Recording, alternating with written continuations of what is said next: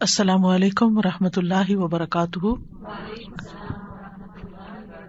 نحمده ونصلی علی رسولہ الکریم، اما بعد فاعوذ باللہ من الشیطان الرجیم، بسم اللہ الرحمن الرحیم، رب اشرح لی صدری ویسر لی امری واحلل عقدۃ من لسانی یفقہوا قولی۔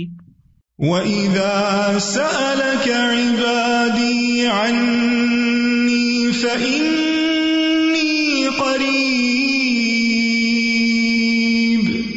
أُجِيبُ دَعْوَةَ الدَّاعِ إِذَا دَعَانِ فَلْيَسْتَجِيبُوا لِي وَلْيُؤْمِنُوا بِي لَعَلَّهُمْ يَرْشُدُونَ۔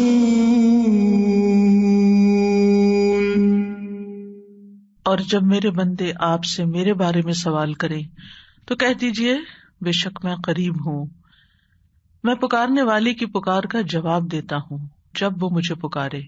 تو ان کو چاہیے کہ وہ میرا حکم مانیں اور مجھ پر ایمان رکھیں تاکہ وہ ہدایت پائیں۔ لہذا ہم سب کے لیے ضروری ہے کہ ہم دعا کرتے رہیں، اللہ سے مانگتے رہیں۔ دعا کیا ہے؟ دعا کا مطلب ہے پکارنا، بلانا، اور یہاں مراد کیا ہے کہ انسان اپنی حاجات کے لیے، اپنی ضروریات کے لیے، اپنی مشکلات کو دور کرنے کے لیے یا اپنی بندگی کے اظہار کے لیے اپنے رب کو پکارے۔ یہ پکار ایک عبادت ہے، یہ صرف مدد مانگنا ہی نہیں، یہ عبادت کرنا ہے۔ اللہ رب العزت دیکھتا ہے، سنتا ہے، وہ یہ طاقت رکھتا ہے کہ جو چاہے کرے اور جب، جس وقت، جس کو جس چیز سے چاہے نواز دے۔ اس لیے اگر ہمارا یہ یقین ہے کہ ہمارا رب ایسا ہی ہے تو اس چیز سے ہمارے اندر دعا کا جذبہ اور زیادہ پیدا ہوگا۔ جتنا جتنا انسان کو اللہ سبحانہ وتعالیٰ کی معرفت حاصل ہوتی چلی جاتی ہے تو فطری طور پر، قدرتی طور پر اس کے اندر یہ جذبہ پیدا ہوتا جاتا ہے کہ وہ اپنی ہر ضرورت کے لیے، چھوٹی ضرورت کے لیے بھی اور بڑی ضرورت کے لیے بھی اپنے اسی رب کو پکارے اور اس سے دنیا اور آخرت کی سعادتیں اور بھلائیاں مانگ لے۔ وہ اسی کو اپنا کارساز بنا لے، اسی کو اپنا مددگار سمجھے۔ اس لیے دعا کرتے رہنا چاہیے۔ دعا کا نہ کوئی خاص وقت مقرر ہے کہ اس وقت کا آپ انتظار کریں تو دعا کر سکتے ہیں، نہیں، آپ ہر وقت دعا کر سکتے ہیں۔ اور نہ ہی اس کے لیے کوئی خاص قسم کا عمل کرنے کی ضرورت ہے کہ وہ عمل کریں گے تو ہی دعا کر سکتے ہیں، نہیں۔ اور نہ ہی اس کے لیے کسی زبان کی پابندی ہے کہ صرف آپ عربی میں ہی دعا کر سکتے ہیں۔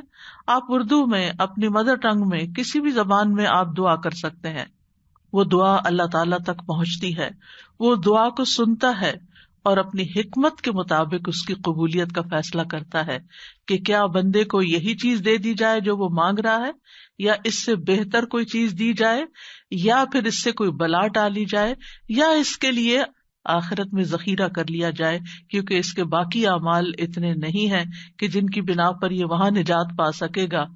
تو اسے دنیا میں اس کی من پسند چیزیں دینے کی بجائے اس کے لیے آخرت میں اعمال کا ذخیرہ کر دیا جائے تاکہ اس کی آخرت میں نجات ہو سکے۔ لہذا ہم سب کو دعا کرتے رہنا چاہیے۔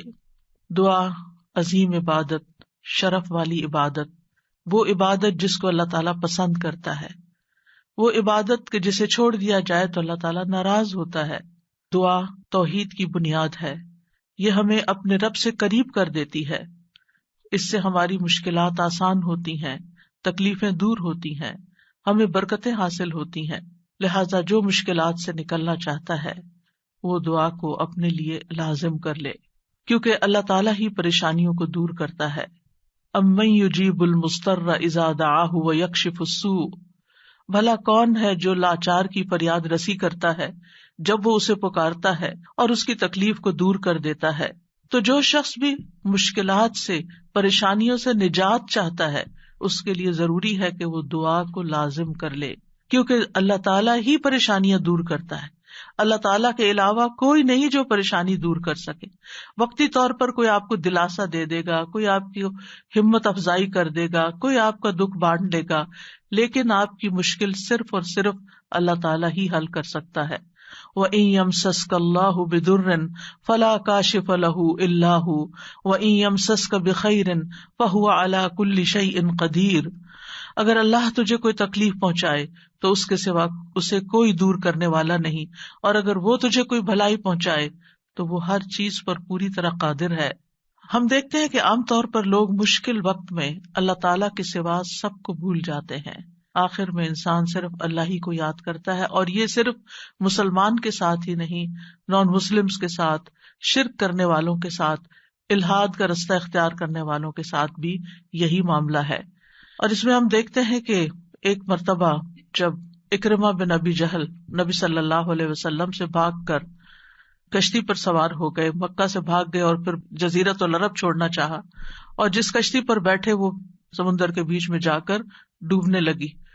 تو کشتی کے مالکوں نے کہا کہ لوگوں اخلاص کے ساتھ دعا کرو. اخلاص کا مطلب یہ ہے کہ بتوں کو بھول جاؤ اور صرف اللہ سے دعا کرو، اس لیے کہ اس کے ڈوبنے کو صرف اللہ ہی بچا سکتا ہے. تو اس وقت جو چونک اٹھے کہ اسی چیز کی دعوت تو ہمیں محمد صلی اللہ علیہ وسلم دے رہے ہیں. اس وقت انہوں نے عہد کیا کہ اگر آج اے رب تو مجھے بچا لے گا تو پہلا کام میں یہ کروں گا کہ میں محمد صلی اللہ علیہ وسلم کے ہاتھ میں اپنا ہاتھ دے دوں گا، میں اسلام قبول کر لوں گا. اور پھر آپ جانتے ہیں کہ اکرمہ بن ابی جہل نے کس اخلاص کے ساتھ اسلام قبول کیا. تو دعا کی قبولیت ہی ان کے اسلام کا ایک ذریعہ بنی. اور دعا کرنے کی 3 صورتیں ہیں. ایک تو یہ کہ اللہ تعالیٰ کی توحید بیان کرنا، جس میں انسان کہتا ہے یا اللہ لا الہ الا اللہ لا الہ الا انت سبحانک انی کنت من الظالمین. یہ دعا کا ایک طریقہ ہے. یہاں آپ صرف اللہ تعالیٰ کی توحید بیان کر رہے ہیں، اپنی کوتاہیوں کا اعتراف کر رہے ہیں. پھر اسی طرح آپ کہتے ہیں ربنا، اے ہمارے رب. یہاں بھی آپ اپنے رب کو رب کہہ کے پکار رہے ہیں، گویا اللہ تعالیٰ کی تعریف کر رہے ہیں. اور پھر دوسرا طریقہ یہ ہے کہ اللہ تعالیٰ سے انسان صرف بخشش کا سوال کرتا رہے اور رحمت کا سوال کرتا رہے، جیسے استغفر اللہ استغفر اللہ استغفر اللہ. کیونکہ اگر آپ کی بخشش ہو گئی تو آپ کے راستے میں جتنی بھی مشکلات ہیں وہ خود بخود حل ہونا شروع ہو جائیں گی. یعنی آپ کو اس وقت کہنے کی ضرورت نہیں ہوگی کہ یار اب مجھے یہ چاہیے مجھے وہ چاہیے. آپ صرف یہ کہتے ہیں کہ اللہ وہ گناہ جو میرے اور تیرے بیچ میں حائل ہو گئے ہیں، جو تیری رحمت تک مجھے پہنچنے نہیں دے رہے، یا رب تو ان کو دور کر دے، تو مجھے معاف کر دے. اور یہ چیز انسان کی مشکلات دور کرنے کا ذریعہ بن جاتی ہے اور اس کی حاجات پوری ہونے کا ذریعہ بن جاتی ہے، جو بھی اس کی زندگی میں کوئی حاجت اور ضرورت ہوتی ہے. اسی طرح کبھی آپ اللہ سے صرف رحمت کا سوال کر رہے ہوتے ہیں، یا حی یا قیوم برحمتک استغیث، صرف رحمت مانگ رہے ہوتے ہیں. کیونکہ اگر اللہ سبحانہ تعالیٰ کی رحمت آ جائے تو ساری مشکلات ہی آسان ہو جائیں، پھر تو کوئی غم ہی نہ رہے، کوئی پریشانی ہی نہ رہے. اور تیسرا طریقہ ہے کہ انسان اللہ تعالیٰ سے اپنی دنیاوی حاجات مانگے یا آخرت کی ضروریات مانگے، جیسے اے اللہ مجھے مال دے، اے اللہ مجھے اولاد دے، اے اللہ مجھے گھر دے، اے اللہ مجھے گاڑی دے. اور صحابہ اتنی چھوٹی چھوٹی چیزیں بھی مانگتے تھے، جیسے جوتی کا تسمہ اگر ٹوٹ گیا تو بھی اللہ سے مانگتے تھے. چھوٹی سے چھوٹی ضرورت سے لے کے بڑی سے بڑی ضرورت تک براہ راست اللہ تعالیٰ سے مانگی جا سکتی، اور اس میں کوئی عیب کی بات نہیں، کوئی گناہ کی بات نہیں. وہ آپ کا رب ہے، وہ سب سے زیادہ آپ کا خیر خواہ ہے، لہٰذا آپ اس سے نہیں مانگیں گے تو کس سے مانگیں گے؟ اور وہ جو سب کچھ دینے پہ قادر ہے اس سے نہیں مانگیں گے تو کس سے مانگیں گے؟ لہٰذا اس کو پکارتے رہنا چاہیے. تو نمبر 1 طریقہ صرف اللہ کی توحید بیان کرنا، اللہ کی تعریف کرتے رہنا. عرفہ کے دن کی سب سے بہترین دعا کیا ہے؟ لا الہ الا اللہ وحدہ لا شریک لہ لہ الملک ولہ الحمد وہو علی کل شیء قدیر. اس میں کیا مانگا آپ نے؟ کچھ بھی نہیں. آپ نے صرف اللہ کی توحید بیان کی ہے، لا الہ الا اللہ کہا ہے، وحدہ کہا ہے، لا شریک لہ کہا ہے، اپنے آپ کو اللہ کے لیے خالص کیا ہے. یہ دعا ہے. اور پھر دوسرا یہ کہ استغفار اور رحمت کی دعا. اور تیسرا کوئی بھی ضرورت جو ہو کسی بھی زبان میں، کسی بھی چیز کی، روحانی، جذباتی، مادی، دنیا کی، آخرت کی، کوئی بھی چیز وہ مانگتے چلے جائیں. ہم دیکھتے ہیں کہ انبیاء علیہم السلام اپنی حاجات اللہ تعالیٰ کے سامنے رکھتے تھے. مشکل وقت میں اللہ تعالیٰ کی طرف رجوع کیا کرتے تھے. کانوا اذا فزعوا الی الصلاۃ، یہ حدیث ہے مسند احمد کی کہ انبیاء پر جب بھی کوئی پریشانی آتی تو وہ نماز کی طرف متوجہ ہو جاتے تھے، نماز پڑھنے لگتے تھے.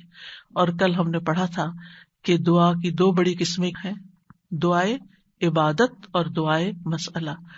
کہ عبادت بھی بذات خود دعا ہے، دعائے حال ہے، یعنی ہم ایسی حالت میں ہیں، ایسی عبادت میں ہیں کہ جو اللہ کی رحمت کو ہماری طرف متوجہ کر رہی ہے. انسان سب سے زیادہ اللہ کے قریب کہاں ہوتا ہے؟ سجدے کی حالت میں، اقرب الیہ. لہذا خوب خوب وہاں دعا کرنی چاہیے. تو نماز بذات خود پریئر ہے، اس کو کہتے بھی پریئر ہے.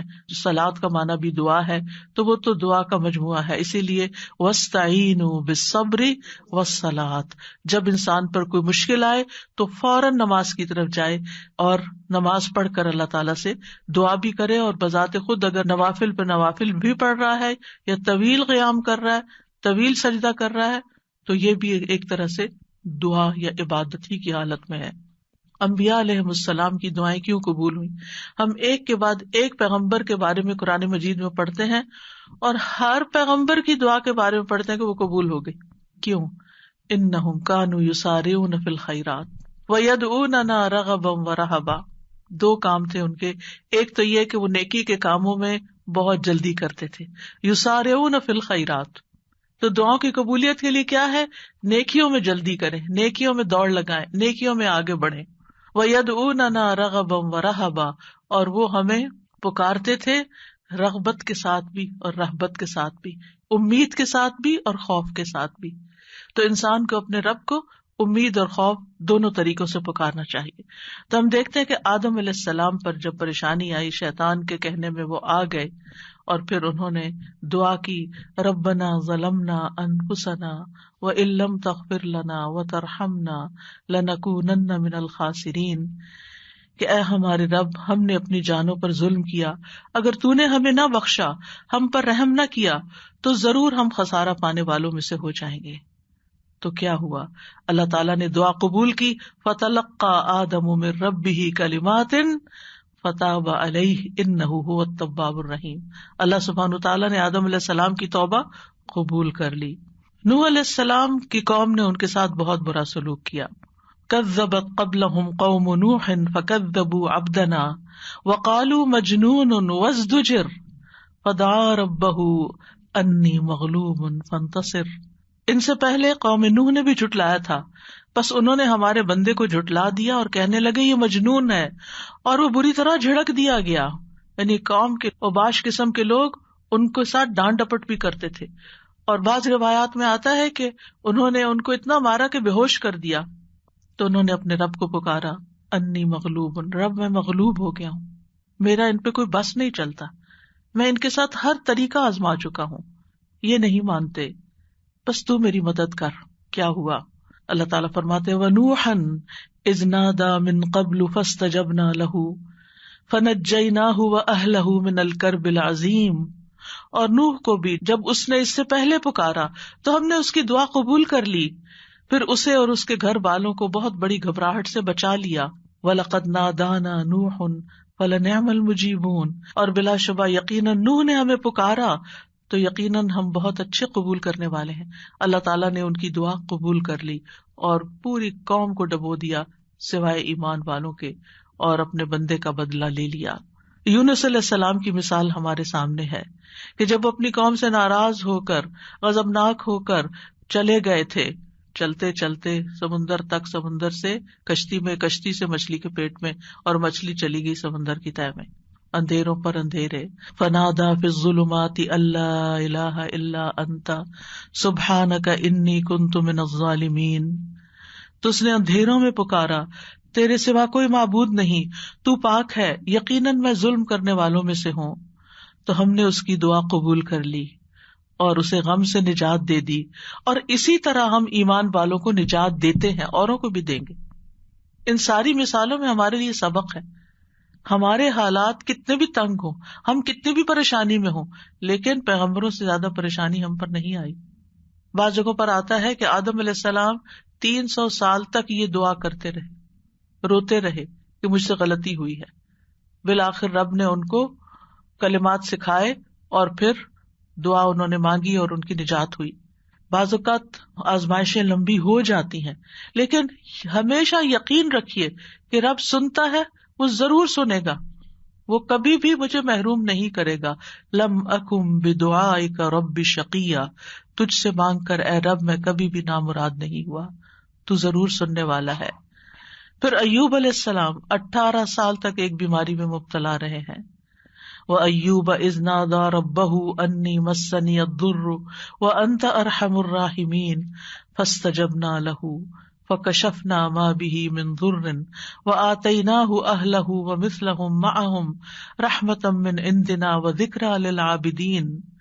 اور ایوب جب اس نے اپنے رب کو پکارا کہ بے شک مجھے تکلیف پہنچی ہے اور تو رحم کرنے والوں میں سب سے زیادہ رحم کرنے والا ہے، تو ہم نے اس کی دعا قبول کر لی، بس اسے جو تکلیف تھی دور کر دی اور اس کے گھر والے اور ان کے ساتھ اتنے ہی اور عطا کر دیے اپنے پاس سے رحمت کے طور پر. ان لوگوں کے لیے یاد دہانی ہے یہ جو عبادت کرنے والے ہیں.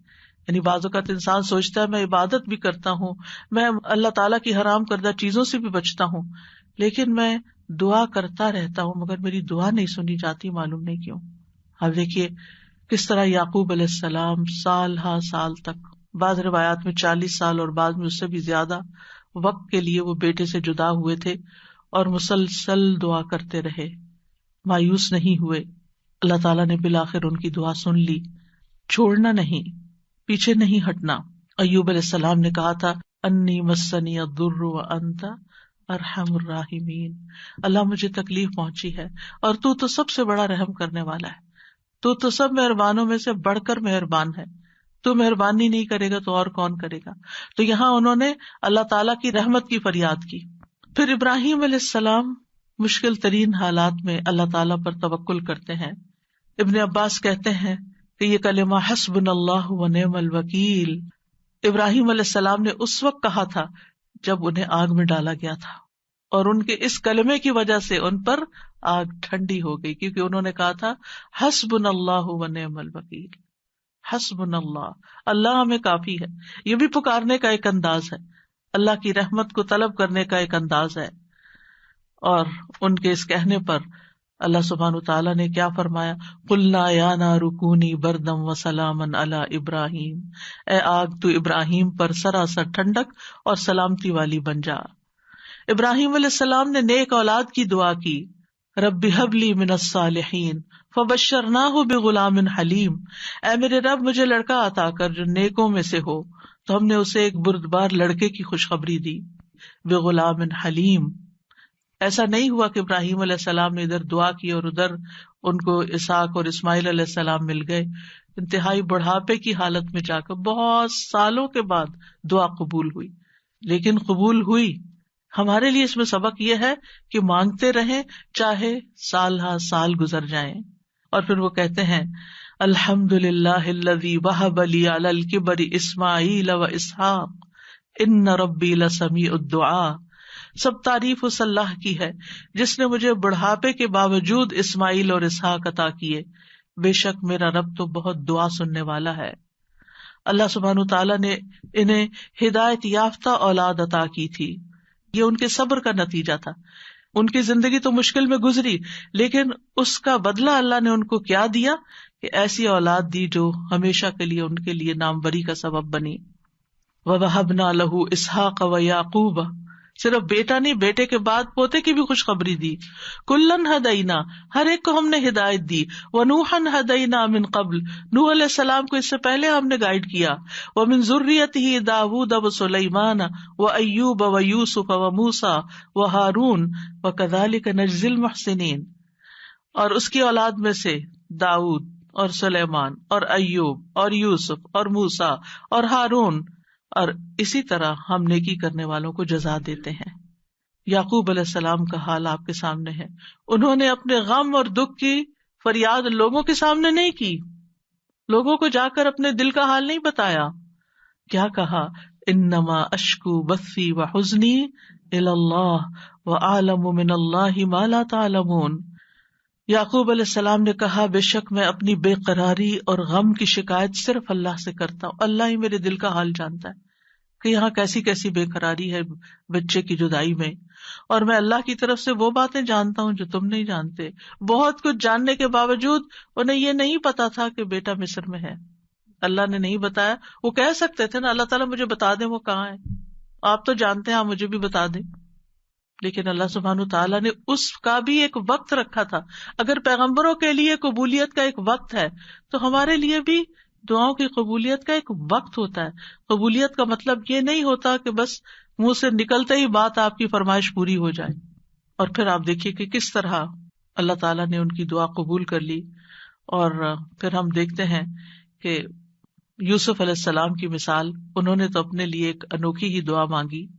قال رب السجن احب الی، قید خانے میں جانے کی دعا کی تاکہ ان عورتوں کا قید اور مکر جو ہے وہ ان سے دور ہو جائے. فاستجاب له ربه فصرف عنه کیدہن، رب نے اس کی دعا قبول کر لی اور ان عورتوں کا مکر فریب حضرت یوسف سے ہٹا دیا. انہ هو السمیع العلیم، بے شک وہ خوب سننے والا خوب جاننے والا ہے. پھر موسیٰ علیہ السلام کی دعا، کس طرح وہ مدین پہنچتے ہیں تھکے ہارے، کئی دن کے پیدل سفر کے بعد جا کر ابھی بیٹھتے ہیں تو فوراً دیکھتے ہیں کہ کچھ لڑکیاں اپنا ریوڑ لے کے کھڑی ہیں، پانی نہیں پلا پا رہی. خود تھکے ہوئے ہیں، خود بھوکے بھی ہیں، پیاسے بھی ہیں، زخمی بھی ہیں، کچھ فیوچر کا نہیں پتا. لیکن کیا کرتے ہیں؟ سب سے پہلے اپنے رب کو پکارتے ہیں، رب انی لما انزلت الی من خیر فقیر. اور صرف دعا مانگ کے وہیں درخت کے نیچے بیٹھ نہیں جاتے، بلکہ اٹھ کے ان بچیوں کے پاس جاتے ہیں کہ یہ تمہارا کیا معاملہ ہے، اور ان کے سارے ریوڑ کو پانی پلاتے ہیں. اور آپ سوچئے کہ ایک شخص جو خود اتنا تھکا وہ اپنے آپ کو وہاں رکھ کے دیکھیے. اگر ہم اتنا لمبا سفر کر کے آئیں اور ہم سے کوئی پانی مانگ بیٹھے، خود تو آفر کرنا دور کی بات کوئی اور مانگ بیٹھے تو شاید ہم جھڑک ہی دیں کہ میں نے بھی تو اتنا ہی سفر کیا نہیں جتنا تم نے کیا. یہیں سے تو ہماری لڑائیاں فساد شروع ہوتے ہیں گھروں میں. لیکن نیکی کرنے والے انہم کانوا یسارعون فی الخیرات، نیکی کے کاموں میں بہت جلدی کرتے تھے، سستی نہیں کرتے تھے. ضرورت مند کو دیکھا، پہچان لیا، اٹھے، نیکی کی، اور ابھی واپس آ کے بیٹھے ہی تھے کہ اللہ سبحانہ تعالیٰ کی طرف سے ہر چیز کی بشارت آ گئی. اور وہ بچی واپس آئی اور پھر گھر لے کر گئی، کھانے پینے کا بھی انتظام ہو گیا، شادی کا بھی انتظام ہو گیا، ٹھکانے کا بھی انتظام ہو گیا، اور اچھی صالح نیک کمپنی کا بھی. جب آپ کسی اجنبی ملک میں جاتے ہیں تو آپ کو نہیں پتا ہوتا کہ آپ کو کیسے دوست ملیں گے، آپ کے نیبرز کون سے ہوں گے، آپ کا تعلق کن لوگوں سے ہوگا. لیکن یہ اللہ کی کتنی بڑی رحمت تھی کہ اللہ تعالیٰ نے انہیں ایک نیک صالح انسان کے ساتھ جوڑ دیا کہ اس کی بیٹی کی شادی حضرت موسیٰ علیہ السلام سے ہو گئی اور ان کے درمیان ایک رشتہ قائم ہو گیا. یہ بھی سراسر اللہ کی رحمت تھی. اللہ تعالیٰ نے ان کی دعا قبول کی. موسیٰ علیہ السلام نے ہر مشکل مرحلے میں اللہ تعالیٰ کو ہی پکارا. فرعون کے دربار میں جانے لگتے ہیں تو کیا پڑھتے ہیں؟ رب اشرح لی صدری ویسر لی امری واحلل عقدۃ من لسانی یفقہوا قولی واجعل لی وزیرا من اہلی ہارون اخی. رب اشرح لی کے علاوہ کہ جو کام کرنے جا رہا ہوں یا اللہ اس کے لیے میرا دل کھول دے، میرا کام آسان کر دے، میری زبان کی گرہ کھول دے، یعنی میرے بولنے میں سلاست ہو جائے اور اس طرح کی کمیونیکیشن ہو کہ لوگ میری بات سمجھ جائیں، ان کو میری بات سمجھ آ جائے تاکہ وہ مقصد پورا ہو جائے، اور میرے گھر والوں میں سے ایک میرا مددگار بنا دے. اللہ تعالیٰ نے ہارون علیہ السلام کو نبی بنا کر ان کا مددگار بنا دیا. زکریا علیہ السلام کی مثال، مایوس نہیں ہے، سال ہر سال تک اولاد کی دعا کرتے، انتہائی بڑھاپے میں بھی.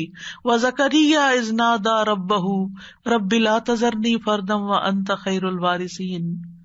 اور زکریا کو جب اس نے اپنے رب کو پکارا، اے میرے رب مجھے اکیلا نہ چھوڑ اور تو سب وارثوں سے بہتر ہے، تو ہم نے اس کی دعا قبول کر لی. فاستجبنا له ووهبنا له يحيى، اور ہم نے اس کو یحییٰ عطا کیا. واصلحنا له زوجه، اور اس کی بیوی کو اس کے لیے درست کر دیا. یعنی بعض اوقات ہم سوچتے ہیں کہ انفرٹیلٹی کا پرابلم ہے، بچہ ہو ہی نہیں سکتا. اللہ تعالیٰ سب کچھ کر سکتا ہے، اللہ تعالیٰ وہ بھی ٹھیک کر سکتا ہے، کیونکہ ان اللہ علی کل شیء قدیر، اللہ تعالیٰ ہر چیز پر قدرت رکھتا ہے. اس لیے مایوسی کس بات کی؟ اللہ کے بندے کبھی بھی مایوس نہیں ہوتے. ہاں، مانگنے سے کبھی نہیں تھکتے، مانگتے رہتے ہیں کہ اللہ تعالیٰ سبب کے ساتھ بھی دیتا ہے اور بغیر سبب کے بھی دیتا ہے. اس کے لیے کیا مشکل ہے؟ پھر نبی صلی اللہ علیہ وسلم کس طرح دعا کرتے ہیں، استستغیثون ربکم فاستجاب لکم انی ممدکم بألف من الملائکۃ مردفین، جب تم اپنے رب سے مدد مانگ رہے تھے تو اس نے تمہاری دعا قبول کر لی کہ بے شک میں 1000 فرشتوں کے ساتھ تمہاری مدد کرنے والا ہوں جو ایک دوسرے کے پیچھے آنے والے ہیں۔ کس طرح نبی صلی اللہ علیہ وسلم بدر کے میدان میں فریادیں کر رہے تھے، اپنے رب کو پکار رہے تھے، دیر اینڈ دن خوشخبری آ گئی کہ فرشتوں سے مدد کی جائے گی۔ انبیاء علیہ السلام کے علاوہ ہم دیکھتے ہیں کہ دیگر افراد بھی جنہوں نے اللہ تعالیٰ سے دعا کی، اللہ سبحانہ تعالیٰ نے ان کی دعا سن لی۔ سورۃ المؤمن میں جو مرد مومن ہے، جو فرعون کے دربار میں سے ہی ایک شخص اٹھتا ہے اور پھر وہ لوگوں کو نصیحت کرتا ہے اور کیا کہتا ہے، فَسَتَذْكُرُونَ مَا أَقُولُ لَكُمْ وَأُفَوِّضُ أَمْرِي إِلَى اللَّهِ إِنَّ اللَّهَ بَصِيرٌ بِالْعِبَادِ۔ فرعون کے دربار میں ایک شخص کا اٹھ کر لوگوں کو سمجھانا، فرعون کو سمجھانا، خوب خوب نصیحتیں کرنا، کھلم کھلا موسیٰ علیہ السلام پر ایمان لانا، یہ بہت بڑی بغاوت تھی اور بہت بڑا نقصان ہو سکتا تھا، لیکن اس مرد مومن نے کیا کہا، اُفَوِّضُ أَمْرِي إِلَى اللَّهِ، میں اپنا معاملہ اللہ کے سپرد کرتا ہوں۔ کیا ہوا پھر، فَوَقَاهُ اللَّهُ سَيِّئَاتِ مَا مَكَرُوا وَحَاقَ بِآلِ فِرْعَوْنَ سُوءُ الْعَذَابِ، اللہ نے اسے ان کی بری چالوں سے بچا لیا، جو انہوں نے تدبیریں کی تھی ان سے نجات دی، اور آل فرعون کو برے عذاب نے گھیر لیا۔ اللہ نے اپنے بندے کو بچا لیا اور پوری قوم کو ڈبو دیا۔ پھر اسی طرح کچھ واقعات احادیث میں آتے ہیں، جیسے غار والوں کا قصہ ہے، کس طرح اللہ سبحانہ تعالیٰ نے ان کی دعائیں سنی اور صرف دعاؤں کے نتیجے میں غار کے دروازے سے پتھر ہٹ گیا اور وہ باہر نکل آئے۔ پھر اسی طرح ایک اور بچے کا واقعہ ملتا ہے جسے بادشاہ نے جادوگر کے پاس جادو سیکھنے کے لیے بھیجا، تو اس نے جادو سیکھنے کی بجائے الٹا اللہ تعالیٰ کی پہچان کا علم کسی سے حاصل کر لیا راستے میں۔ جب بادشاہ کو پتا چلا تو بہت ناراض ہوا اور غصے میں آ کر اس نے کہا کہ اس بچے کو فلاں پہاڑ پہ لے جاؤ اور اسے پہاڑ کی چوٹی سے گرا دو تاکہ یہ ہلاک ہو جائے، اور اگر یہ اپنے دین سے پھر جائے تو اسے چھوڑ دینا، انکار کرے تو نیچے پھینک دینا۔ بادشاہ کے جو ساتھی تھے وہ لڑکے کو پہاڑ کی چوٹی پر لے گئے۔ اس لڑکے نے ایک دعا مانگی، اللہم اکفنیہم بما شئت، اللہم اکفنیہم بما شئت، اے اللہ جس طرح تو چاہے تو مجھے ان کے مقابلے میں کافی ہو جا، ان کے مقابلے میں تو میرا ساتھ دے۔ تو کہتے ہیں پہاڑ پر ایسا زلزلہ آیا کہ جس سے اس کے سارے ساتھی جو لے کے گئے تھے وہ سارے گر گئے، وہ سب الٹے گرے، اور وہ لڑکا چلتا ہوا بادشاہ کی طرف دوبارہ آ گیا۔ بادشاہ نے اس لڑکے سے پوچھا تیرے ساتھیوں کا کیا ہوا؟ لڑکے نے کہا اللہ مجھے ان سے کافی ہو گیا۔ بادشاہ نے پھر اس لڑکے کو اپنے ساتھیوں کے اور لوگوں کے حوالے کر کے کہا کہ اسے ایک چھوٹی سی کشتی میں بٹھاؤ اور سمندر کے بیچ میں جا کے کشتی الٹ دو، اس کو وہاں پھینک دو، اگر یہ اپنے دین سے پھر جائے تو چھوڑ دینا، انکار کرے پھینک کے آ جانا۔ بادشاہ کے ساتھی اس لڑکے کو لے کر گئے تو لڑکے نے پھر یہی دعا کی، اللہم اکفنیہم بما شئت، اے اللہ تو جس طرح چاہے مجھے ان سے کافی ہو جا۔ پھر وہ کشتی بادشاہ کے ساتھیوں سمیت الٹ گئی، سب غرق ہو گئے اور وہ لڑکا چلتا ہوا واپس بادشاہ کے پاس آ گیا۔ بادشاہ نے اس لڑکے سے کہا تیرے ساتھیوں کا کیا ہوا؟ کہنے لگا اللہ مجھے ان کے مقابلے کے لیے کافی ہو گیا۔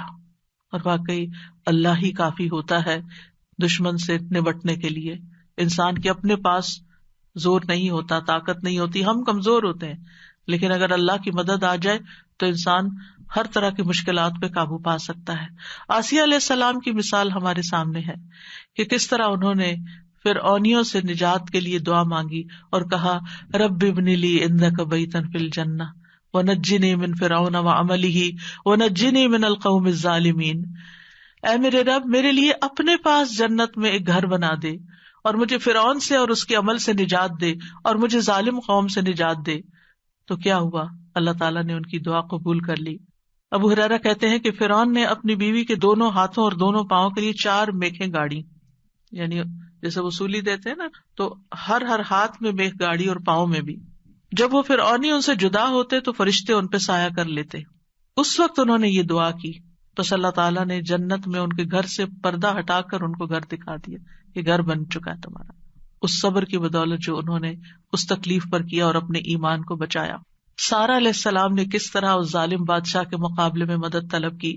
آپ جانتے ہیں کہ ابراہیم علیہ السلام نے سارہ کے ساتھ ہجرت کی تھی اور انہیں لے کر ایک شہر میں پہنچے جو اس کا بادشاہ تھا وہ بہت ظالم تھا، اور جب اسے پتا چلتا کہ کوئی مسافر ایسا ہے جس کے ساتھ بہت خوبصورت عورت ہے تو وہ اس سے زبردستی چھین لیتا تھا. اسے پتا چلا کہ ابراہیم علیہ السلام اپنے ساتھ ایک ایسی عورت کو لائے ہیں جو عورتوں میں سب سے زیادہ خوبصورت ہے. تو انہوں نے ابراہیم علیہ السلام کو پیغام بھیجا کہ یہ تمہارے ساتھ کون ہے؟ تو انہوں نے کہا کہ یہ میری بہن ہے. پھر سارا کے پاس گئے تو انہوں نے کہا میری بات کو جھٹلانا نہیں، کیونکہ میں نے ان کو بتایا کہ تم میری بہن ہو. اللہ کی قسم اس سرزمین میں میرے اور تمہارے علاوہ دوسرا کوئی مومن نہیں، یعنی ہم ایمان میں بہن بھائی ہیں. تو انہوں نے پھر سارا کو ظالم کے پاس بھیج دیا. بادشاہ سارا کی طرف بڑھنے لگا تو یعنی حضرت سارا نے اٹھ کر وضو کیا، نماز پڑھنے لگی اور یہ دعا کی، اللہم ان کنت آمنت بک و برسولک و احسنت فرجی الا علی زوجی فلا تسلط علی الکافر. اے اللہ، اگر میں تجھ پر اور تیرے رسول پر ایمان لائی ہوں اور میں نے اپنی شرمگاہ کو اپنے شوہر کے سوا محفوظ رکھا ہے تو اس کافر کو میرے اوپر مسلط نہ ہونے دے. اس پر بادشاہ کا سانس گلے میں پھنس گیا اور گر کر ایڑیاں رگڑنے لگا اور حضرت سارا کو نجات مل گئی. نہ صرف ایک نجات ملی بلکہ ان کے ساتھ توفتاً حضرت ہاجر کو بھی ساتھ دیا گیا. خولہ بنت ثعلبہ کی مثال قرآن میں آپ کے سامنے ہے کہ کس طرح ان کے شوہر نے ان سے زہار کیا تو وہ پریشان ہو گئی اور نبی صلی اللہ علیہ وسلم کے پاس آئیں اور تکرار کرنے لگی کہ میرے مسئلے کا کوئی حل بتایا جائے.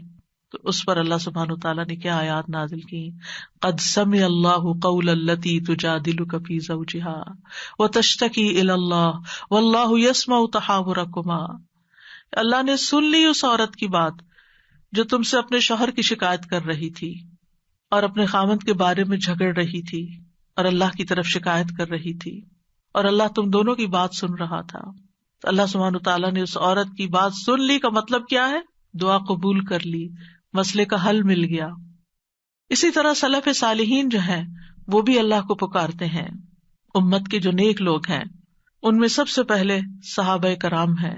وہ سب سے بڑھ کر اللہ تعالیٰ کو جاننے والے تھے، اللہ تعالیٰ کی معرفت رکھتے تھے، وہ اللہ کے رسول کو جاننے والے تھے، وہ دین میں سب سے زیادہ بصیرت رکھتے تھے اور سب سے زیادہ دعا کرنے کے ادب آداب سے واقف تھے کہ کیسے دعا کی جاتی ہے. ہم دیکھتے ہیں کہ عمر بن خطاب رضی اللہ عنہ دعا کے ذریعے اپنے دشمن کے خلاف فتح طلب کرتے تھے، اور یہ دعا ان کے لشکروں میں سے عظیم لشکر تھا. کہتے ہیں نا کہ اللہ تعالیٰ کے لشکر ہیں، جیسے سکینت بھی اللہ کے لشکروں میں سے ایک لشکر ہے، تو وہ دعا کو بھی اللہ کا ایک لشکر سمجھتے تھے. وہ اپنے ساتھیوں سے کہا کرتے تھے، تم کثرت تعداد کی بنیاد پر فتح نہیں دیے جاتے بلکہ تمہاری مدد آسمان سے کی جاتی ہے. اللہ تمہاری مدد کرتا ہے، یعنی تمہاری دعائیں سنتا ہے. اسی طرح عبداللہ بن زبیر کے بارے میں آتا ہے، وہ کہتے ہیں کہ جمل کی جنگ کے موقع پر جب زبیر رضی اللہ عنہ کھڑے ہوئے تو مجھے بلایا. میں ان کے پہلو میں جا کر کھڑا ہو گیا. بیٹے ہیں ان کے. انہوں نے کہا، بیٹا آج کی لڑائی میں ظالم مارا جائے گا یا مظلوم؟ میں سمجھتا ہوں کہ آج میں مظلوم قتل کیا جاؤں گا، اور مجھے سب سے بڑی فکر اپنے قرضوں کی ہے. کیا تمہیں بھی کچھ اندازہ ہے کہ قرض ادا کرنے کے بعد ہمارا کچھ مال بچ سکے گا؟ پھر انہوں نے کہا، بیٹے ہمارا مال فروخت کر کے اس سے قرض ادا کر دینا. کہنے لگے، بیٹا اگر قرض ادا کرنے سے عاجز ہو جاؤ تو میرے مولا سے اس میں مدد چاہنا، کام نہ ہو تو اللہ سے مدد چاہنا. عبداللہ نے بیان کیا کہ اللہ کی قسم، ان کے بیٹے کہتے ہیں، اللہ کی قسم میں ان کی بات اس وقت نہ سمجھ سکا. میں نے پوچھا، اے میرے بابا، من مولا کا، آپ کا مولا کون ہے؟ قال اللہ. کہنے لگے، اللہ. عبداللہ کہتے ہیں، اللہ کی قسم قرض ادا کرنے میں جب بھی دشواری پیش آئی میں نے اسی طرح دعا کی، یا مولا الزبیر، ہے زبیر کے مولا، اقض عنہ دینہ، آپ ان کی طرف سے قرض ادا کر دیجیے، اس کا بندوبست کر دیجیے. اور ادائیگی کی کوئی نہ کوئی صورت پیدا ہو جاتی تھی، دعا قبول ہو جاتی.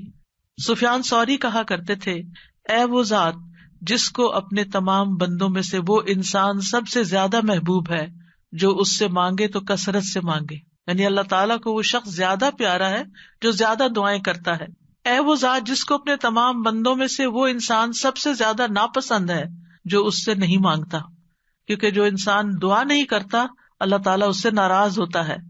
اور تیرے سوا کوئی بھی ایسا نہیں ہے اے میرے رب. کیا مطلب؟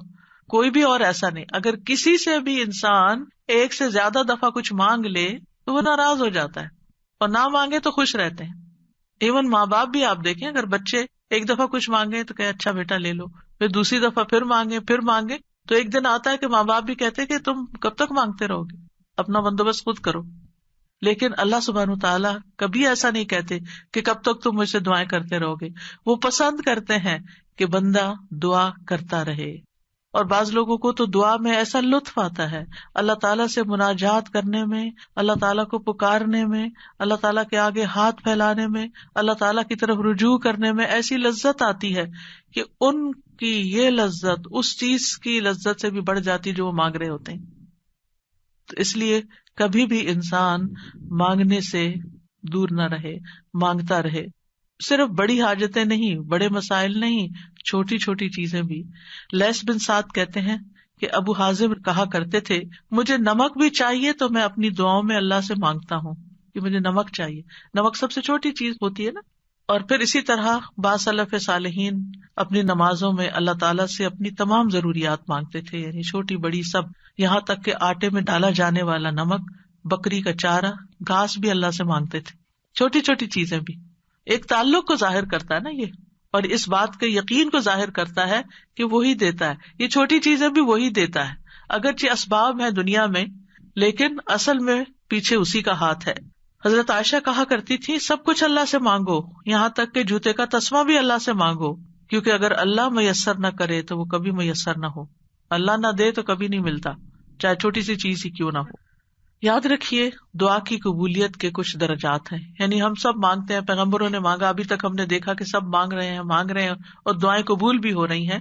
تو اس کے کچھ درجات ہیں، لیولز ہیں.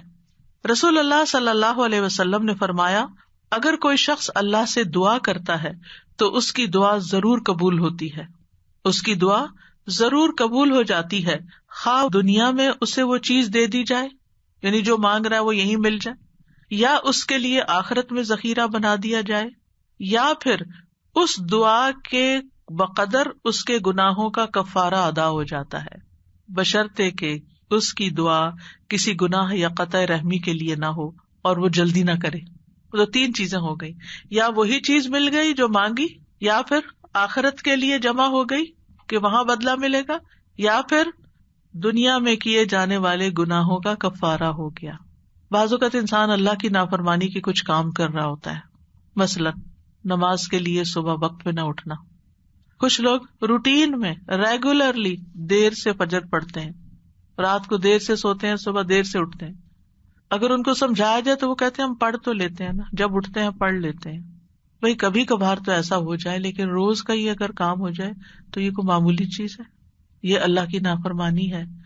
اور ایسی اور بھی چیزیں ہو سکتی ہیں زندگی میں جو ہم اللہ کے حکم کی نافرمانی کر رہے ہوتے ہیں. آپ کو یاد ہوگا کہ جب میں نے رمضان کا لیکچر دیا تو اس میں سب سے پہلے یا ایھا الذین آمنوا پہ بات ہوئی تھی. یا ایھا الذین آمنوا، اے لوگو جو ایمان لائے، تم پہ روزے فرض کر دیے، یعنی روزے رکھو. اور کتنے ہی اللہ تعالیٰ کے احکامات ایسے ہیں جو اللہ تعالیٰ مومنوں سے ان کو فلفل کرنے کے لیے کہتا ہے، لیکن کیا ہم وہ سارے فلفل کر رہے ہیں؟ اگر ہماری کوئی بات نہ مانے تو ہم کتنے ناراض ہوتے ہیں. کوئی بچہ ہماری بات نہ سنے، مثلا شور کر رہا ہے، ہم کہتے چپ ہو جاؤ، نہیں چپ ہوتا. پھر آپ کہتے دیکھو چپ ہو جاؤ، شور نہیں کرو، دیکھو بھائی کو نہیں مارو. 1 دفعہ 2 دفعہ 3 دفعہ پھر اٹھ کے کیا کرتے ہیں؟ پھر لگانی پڑتی ہے نا. کیوں لگانی پڑتی ہے؟ تاکہ فساد ختم ہو، لڑائی ختم ہو. ویسے نہیں وہ مان رہا. ہمارا بھی یہی حال ہے. اللہ تعالیٰ ہمیں ڈھیل دیے رکھتے ہیں، یہ غلط کام نہیں کرو نہیں کرو نہیں کرو، مختلف چانسز ملتے رہتے ہیں، نہیں چھوڑتے. پھر اللہ تعالیٰ کسی مشکل میں ڈال دیتے ہیں، اب بندے بنو گے تم، اب آؤ گے میری طرف. پھر بندہ اللہ کی طرف رجوع کرتا ہے، پھر توبہ کرتا ہے، پھر معافیاں مانگتا ہے، پھر دعائیں کرتا ہے، پھر اللہ سبحانہ وتعالیٰ اس کی دعا سن لیتا ہے اور اس کے پچھلے گناہ معاف ہو چکے ہوتے ہیں. جب تک دعائیں کرتا رہتا ہے، وہ عبادت کی حالت میں ہوتا ہے نا، تو اس عبادت سے ان الحسنات یذہبن السیئات، گناہ جب معاف ہو جاتے ہیں، بندہ نکھر کے ٹھیک ہو جاتا ہے، پھر اس کی دنیا کی مشکل آسان ہو جاتی ہے اور آخرت میں بھی اس کی صفائی ہو چکی ہوتی ہے، گناہ کم ہو چکے ہوتے ہیں. ہمیں سمجھ نہیں آ رہی ہوتی کہ یہ ہمارے ساتھ کیا ہو رہا ہے، ہماری دعا کیوں نہیں قبول ہو رہی، لیکن وہ قبول ہو رہی ہوتی ہے. وہ کہیں اور کام کر رہی ہے، وہ کسی اور طریقے سے قبول ہو رہی ہے، وہ گناہوں کی معافی کا ذریعہ بن رہی ہے. اسی لیے دعا کا ایک طریقہ کیا ہے؟ صرف استغفار کرنا. جیسے نوح علیہ السلام نے کہا تھا فَقُلْتُ اسْتَغْفِرُوا رَبَّكُمْ إِنَّهُ كَانَ غَفَّارًا يُرْسِلِ السَّمَاءَ عَلَيْكُمْ مِدْرَارًا، قحط سالی ہو گئی، بارشیں رک گئی، استغفار کرو، بارشیں برسنے لگیں گی، تمہارے گناہوں کی وجہ سے رکی تھی، توبہ کر لو پھر حالات اچھے ہو جائیں گے. سارے مل کے توبہ کرو، پوری قوم توبہ کرے، اسی لیے وہ صلاۃ الاستسقاء پڑھی جاتی ہے، سب مل کے دعا کرتے ہیں اللہ تعالیٰ سے. تو نبی صلی اللہ علیہ وسلم نے فرمایا بشرطے کہ اس کی دعا کسی گناہ یا قطع رحمی کے لیے نہ ہو اور وہ جلدی نہ کرے. صحابہ نے عرض کیا یا رسول اللہ جلدی سے کیا مراد ہے؟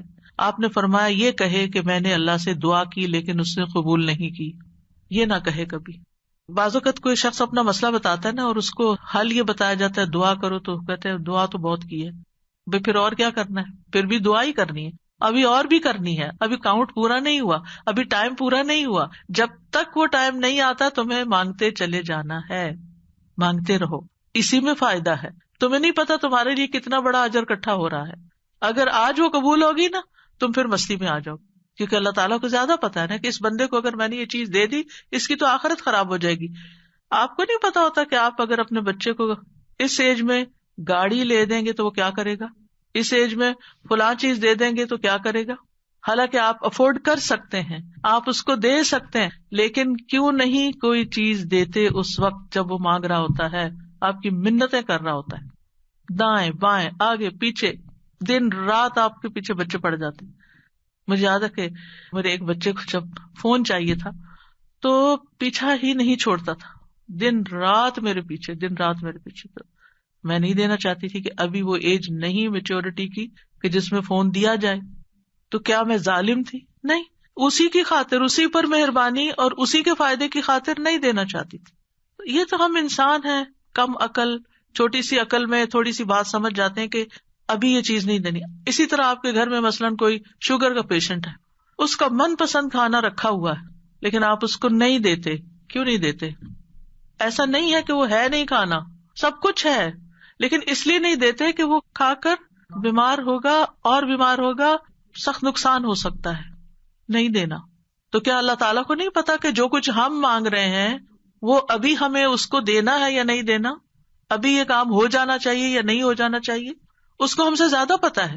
وَلِلَّهِ الْمَثَلُ الْأَعْلَىٰ.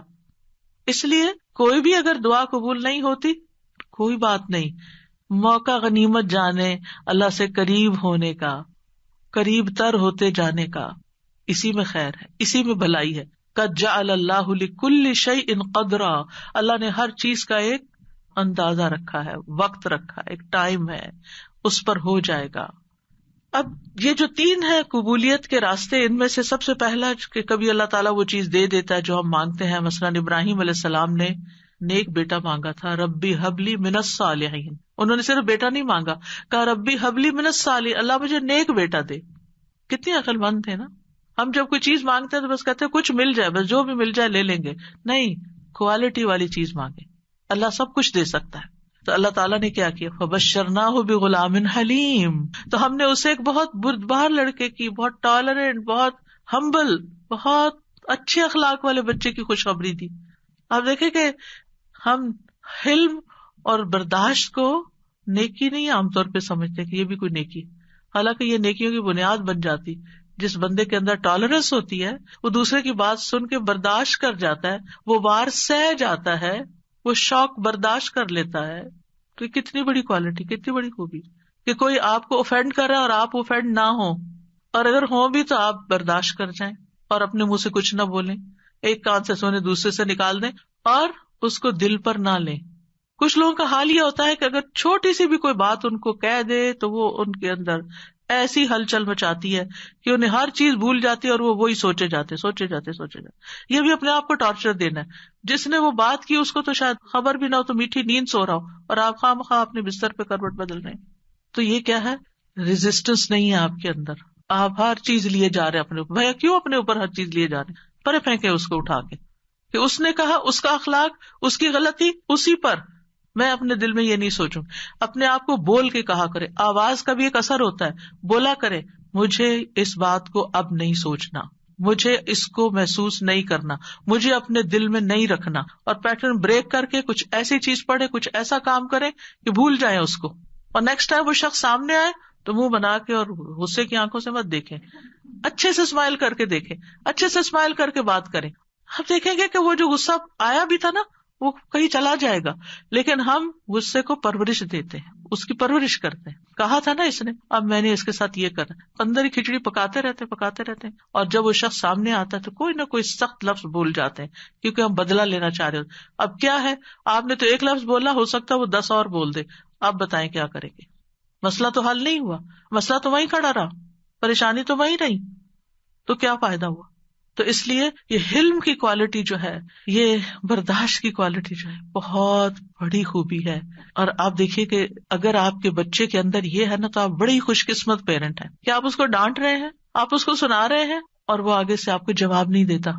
کتنے خوش قسمت ہیں آپ کہ آپ کا بچہ آپ کی ڈانٹ سن لیتا ہے، آپ کا بچہ آپ کا غصہ برداشت کر جاتا ہے اور پھر بھی آپ کے ساتھ اچھا سلوک کرتا ہے. یہ کوئی چھوٹی نعمت ہے، یہ ہے نیک ہونا، یہ نیکی کی علامت ہے. انہوں نے کہا اللہ نیک بچہ چاہیے، اللہ نے کہا اچھا یہ حلیم بچہ لے لو، حلم والا ہے. اسی لیے تو جب انہوں نے کہا آؤ میں تمہیں ذبح کرتا ہوں تو وہ حاضر ہو گئے. ٹھیک ہے ذبح بھی کر لیں.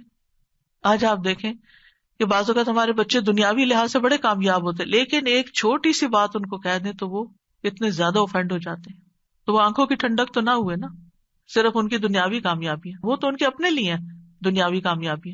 ٹھیک ہے ماں باپ کو بھی نیک نامی سے کچھ حصہ مل جاتا ہے، لیکن ماں باپ کی آنکھوں کی ٹھنڈک اولاد کی نیکی ہوتی ہے. یہ جو ہم کہتے ہیں نا ربنا ہب لنا من ازواجنا وذریاتنا قرۃ اعین، تو ایک ایمان والے کے لیے آنکھوں کی ٹھنڈک اس میں ہوتی ہے کہ بچہ خیر اور بھلائی کے کتنے کام کرتا ہے. بہرحال ان کی دعا قبول ہو گئی. کبھی ایسا بھی ہوتا ہے کہ مانگی ہوئی چیز سے اللہ تعالیٰ زیادہ بہتر چیز آپ کو دے دیتا ہے. آپ کچھ اور مانگ رہے تھے، آپ کو مانگنا نہیں آ رہا تھا، اللہ تعالیٰ کو آپ پر پیار آیا، آپ نے چھوٹا مانگا، اللہ نے اس سے بڑھ کر آپ کو دے دیا. کئی دفعہ ہم کہتے ہیں نا کہ میں نے تو کبھی یہ سوچا بھی نہیں تھا، میں نے اتنا نہیں مانگا تھا.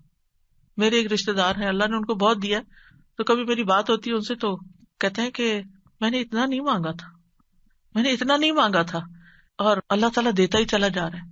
تو ایسا بھی ہوتا ہے کہ بعض اوقات آپ والدین کے بڑے ہی فرما بردار ہوتے ہیں، ان کے دکھ درد کے ساتھی ہوتے ہیں، اور اللہ سبحانہ تعالیٰ آپ کو صلہ رحمی کا ویسے بھی وعدہ ہے کہ جو رشتے جوڑے گا، جو ماں باپ کے ساتھ احسان کا برتاؤ کرے گا، رشتے جوڑے گا، تعلقات اچھے رکھے گا، اللہ تعالیٰ اس کی عمر اور رزق میں برکت عطا فرمائے گا. یہ رزق کے دروازوں میں سے ایک دروازہ ہے کہ تھوڑا بھی ہے تب بھی احسان کا معاملہ کرو، رشتے داروں کے ساتھ اپنے تعلقات ریلیشن شپ اچھے رکھو. تو اللہ سبحانہ تعالیٰ کبھی کبھی ہم کچھ مانگتے ہیں، اللہ تعالیٰ میں اس سے بھی بہتر عطا کرتا ہے. آپ دیکھیے عمران کی بیوی نے کیا کہا تھا، ربی انی نذرت لک ما فی بطنی محررا، اللہ میں نے تیرے لیے اس کی نظر مانی ہے جو میرے پیٹ میں ہے وہ آزاد ہوگا، فتقبل منی، آپ مجھ سے قبول کر لیں، انک انت السمیع العلیم، آپ سننے والے ہیں، سب کچھ جاننے والے ہیں. اور اب کیا ہوا، بیٹی پیدا ہو گئی. انہوں نے سمجھا کہ بیٹی کوئی اچھی چیز نہیں، بیٹا چاہیے تھا، خیال ان کا یہ تھا. واللہ اعلم بما وضعت ولیس الذکر کالانثی، اللہ تعالیٰ نے کیا فرمایا کہ لڑکا لڑکی کی طرح نہیں ہوتا، یہاں جو کام بیٹی کرے گی وہ بیٹا نہیں کر سکتا. اور پھر حضرت مریم سے کیسی خیر دنیا میں جاری ہوئی، اللہ نے ان کو کس طرح چنا، ایمان والی عورتوں کی سردار ہیں وہ. کبھی اللہ تعالیٰ مانگی ہوئی چیز جیسی کوئی تکلیف دور کر دیتا ہے. آپ کچھ مانگ رہے ہوتے ہیں اور ادھر سے تکلیف آ رہی ہوتی ہے، اللہ تعالیٰ اس مانگنے کی وجہ سے اس تکلیف کو پیچھے ہٹا دیتے ہیں. ہم کہتے ہیں ہماری دعا قبول نہیں، کتنی غلط بات کرتے ہیں، استغفر اللہ. ہم کہتے ہیں میری دعا قبول نہیں، بھائی ہو چکی ہے، اللہ نے فرمایا ہے نا اجیب دعوت الداعی اذا دعانی، میں قبول کرتا ہوں. کیسے کہتے ہو نہیں قبول ہوتی؟ ہوئی ہے، تمہیں نہیں پتا کس شکل میں ہوئی ہے. تم چھوٹی چیز مانگ رہے تھے، میں تمہیں بہتر دینے والا ہوں. تم کچھ مانگ رہے تھے، میں تم سے مصیبت دور کر رہا ہوں. اگر وہ مصیبت دور نہ کرو تو یہ تمہاری مانگی ہوئی چیز مل بھی جائے تو تم فائدہ نہیں اٹھا سکتے اس سے. نبی صلی اللہ علیہ وسلم نے فرمایا جو مسلمان کوئی ایسی دعا کرے جس میں گناہ یا قطع رحمی کا کوئی پہلو نہ ہو تو اللہ اسے 3 میں سے کوئی ایک چیز ضرور عطا فرماتے ہیں. یا تو فوراً ہی اس کی دعا قبول کر لی جاتی ہے، یا آخرت کے لیے ذخیرہ کر لی جاتی ہے، یا اس سے اس جیسی کوئی تکلیف دور کر دی جاتی ہے. صحابہ نے عرض کیا اس طرح تو پھر ہم بہت کثرت کریں گے. آپ نے فرمایا اللہ اس سے بھی زیادہ کثرت والا ہے، یعنی آپ بہت مانگو گے تو اللہ تعالیٰ اس سے بھی زیادہ دے سکتا ہے، تمہارے مانگنے سے بھی زیادہ دے سکتا ہے. کبھی گناہوں کا کفارہ بن جاتی ہے، حدیث میں آتا ہے وَإِمَّا أَن يُكَفَّرَ عَنْهُ مِن ذُنُوبِهِ بِقَدْرِ مَا دَعَا، یا پھر اس دعا کی وجہ سے اس کے گناہوں کا کفارہ ادا ہو جاتا ہے، ایکسپیشن ہو جاتی ہے. یعنی بعض اوقات ہماری نماز میں کوئی کمی رہ جاتی ہے، بعض اوقات روزے میں رہ جاتی ہے، زکوٰۃ میں رہ جاتی ہے، کئی چیزیں ہیں جو ہمارے فرائض ہیں ہم ادا کر رہے ہوتے ہیں لیکن کہیں نہ کوئی کمی ہوتی ہے اور اس کا ہمیں پتہ ہی نہیں چلتا. کبھی وضو میں کوئی کمی رہ جاتی ہے، تو ان چیزوں کا پھر کفارہ تو کرنا ہے نا. تو پھر یہ دعائیں جو ہیں یہ اس کبھی کوتاہی کا بھی کفارہ کرتی ہے. پھر یاد رکھیے کہ جو لوگ مایوس ہوتے ہیں اور اللہ سے مانگتے نہیں، مانگنا چھوڑ دیتے ہیں، تو اللہ تعالیٰ نے ایسے لوگوں کی مذمت بیان کی ہے. اگر وقتی طور پر وہ نہیں مل رہا جو آپ کے دل میں اٹکا ہوا ہے کہ یہی ملنا چاہیے، اور پھر آپ کو نہیں ملتا اور آپ دعا مانگنا چھوڑ دیتے ہیں، تو یہ طریقہ درست نہیں. وقال ربکم ادعونی استجب لکم، تمہارا رب فرماتا ہے مجھ سے دعا کرو میں تمہاری دعا قبول کروں گا. ان الذین یستکبرون عن عبادتی، بے شک جو لوگ میری عبادت سے تکبر کرتے ہیں، سیدخلون جہنم داخرین، وہ جہنم میں ضرور ذلیل و خوار ہو کے داخل ہوں گے. دعا روک دینا یہ سوچ کر قبول نہیں ہوتی تو فائدہ نہیں مانگنے کا. یہ کیا ہے؟ دراصل اللہ سے مایوس ہونا، نا امید ہونا اور اللہ سے ناراض ہونا. تبھی تو آپ اس کو چھوڑ رہے ہیں، پھر آپ کہاں جائیں گے؟ تو اللہ تعالیٰ کو یہ چیز سخت ناپسند ہے. امام شوکانی رحمہ اللہ اس آیت کے بارے میں کہتے ہیں یہ آیت کریمہ اس بات پر دلالت کرتی ہے کہ دعا عبادت کا حصہ ہے، پس اللہ سبحانہ تعالیٰ نے اپنے بندوں کو حکم دیا ہے کہ وہ اس سے دعا مانگیں. یعنی دعا مانگنے کا حکم اللہ تعالیٰ نے دیا ہے. پھر فرمایا ان الذین یستکبرون عن عبادتی، یہ آیت اس بات کا فائدہ دیتی ہے کہ دعا عبادت ہے اور اللہ سے دعا نہ مانگنا تکبر ہے، اور اس تکبر سے زیادہ برا عمل کوئی نہیں. یعنی وہ جب منافقین سے کہا جاتا تھا نا کہ تم رسول کے پاس آؤ اور استغفار کرو، تو وہ سر جھٹک دیتے تھے، ہم نہیں جاتے، ہم نہیں کرتے. آج بھی آپ دیکھیں کہ بعض اوقات کسی کو نیکی کی کوئی بات کہی جاتی کہ یہ صدقہ کر لو، یہ نیکی کر لو، تو وہ سر جھٹک کے چلے جاتے، اور نہیں تمہارے پاس کچھ کہنے کو، ہر وقت یہی نصیحت ہے. تو انسان کی اس میں سب سے زیادہ محرومی ہے کہ انسان دعا چھوڑ دے، اس ہستی سے مانگنا چھوڑ دے جو اس کا خالق ہے، اس کا مالک ہے، اس کا رازق ہے، اس کو زندگی دینے والا ہے، اس کی موت بھی اس کے ہاتھ میں ہے، ثواب اور سزا دینے والا ہے. تو تکبر جو ہے انتہائی ناسمجھی کی چیز ہے اور نعمتوں کی ناشکری ہے. فرعون کیوں ڈوبا تھا؟ فرعون کیوں غرق ہوا؟ تکبر کی وجہ سے. قارون کو کیا مشکل ہوئی؟ قارون کیوں زمین میں دھنسا؟ فرعون پانی میں ڈوبا اور قارون زمین میں دھنسا. ایک خشکی میں ڈوبا اور ایک سمندر میں، دونوں کا مسئلہ ایک ہی تھا اور وہ تھا تکبر، پرائڈ، غرور. تو مشکل وقت میں اللہ کو نہ پکارنا دلوں کی سختی کی علامت ہے. یعنی جو تکلیف کے وقت بھی اللہ سے دعا نہیں کرتا، اس کا مطلب یہ کہ اس کا دل سخت ہو چکا ہے، ہارڈ ہارٹیڈ ہے. سورۃ الانعام میں اللہ تعالیٰ فرماتے ہیں فَلَوْلَا إِذْ جَاءَهُمْ بَأْسُنَا تَضَرَّعُوا، پھر جب ہمارا عذاب ان پر آیا تو انہوں نے عاجزی کیوں نہیں کی، دعائیں کیوں نہیں کی کہ اللہ اس عذاب کو ٹال دے. وَلَكِنْ قَسَتْ قُلُوبُهُمْ، لیکن ان کے دل سخت ہو گئے تھے. وَزَيَّنَ لَهُمُ الشَّيْطَانُ مَا كَانُوا يَعْمَلُونَ، اور شیطان نے ان کے لیے وہ سب خوشنما بنا دیا تھا جو وہ کیا کرتے تھے. ان کے اپنے عمل جو کہ obviously اللہ تعالیٰ کی ناراضگی کے تھے، وہ انہیں بڑے اچھے لگتے تھے اور سمجھتے تھے ہم بالکل ٹھیک کر رہے ہیں، ہم ٹھیک جا رہے ہیں.